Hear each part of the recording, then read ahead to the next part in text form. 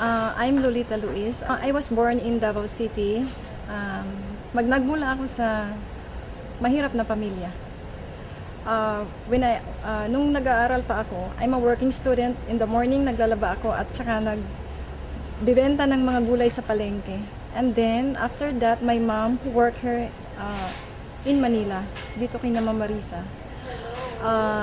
Kinuha niya ako to work as a radio operator here in Manila. So that was all it started. At dito ako ngayon nagtatrabaho sa kanila as a secretary.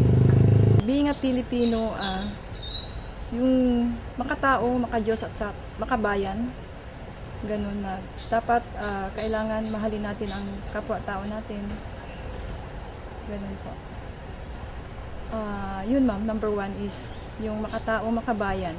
At saka kailangan mahalin natin ang pamilya natin at saka mga magulang, mahalin natin ang ating bansa, yung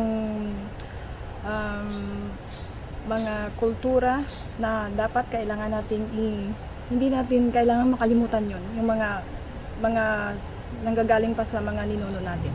Kagaya nung number 1 yung pagmamano mo, yung mga old natin, beliefs na hindi mo kailangan mo sa atin, huwag natin kalimutan.